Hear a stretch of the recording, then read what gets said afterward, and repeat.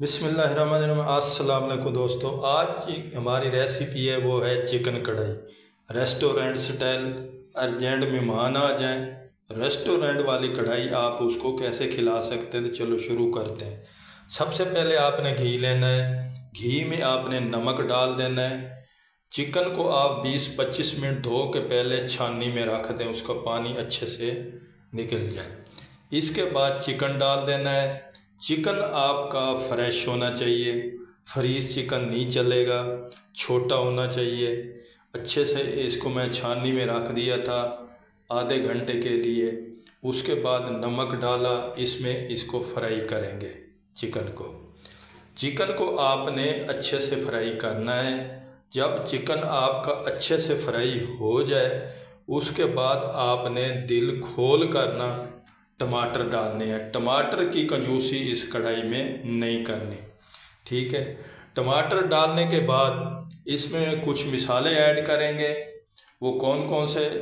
मोटी मिर्च जाएगी, नमक जाएगा, ज़ीरा पाउडर, धनिया पाउडर, इसके बाद हल्दी जाएगी। अगर किसी भी ब्रांड का आपके घर में कढ़ाई गोश्त मसाला पड़ा है वो 1 चम्मच ऐड कर दें।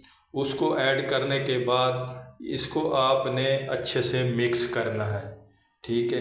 अच्छे से मिक्स करने के बाद इसको आपने फिर ढकना लगा देना है। लोहे की कढ़ाई हो तो क्या ही बात है, फिर तो मज़ा आ जाएगा, आप होटल भी भूल जाएंगे। देख सकते हैं इसको मैं तकरीबन 10-15 मिनट के लिए ढाँप के टमाटर मेरे सब चीज़ें गल गई। अभी आके 1 चम्मच मैंने लहसुन अदरक ऐड कर दिया। अभी इसका भुनाई का प्रोसेस शुरू होगा।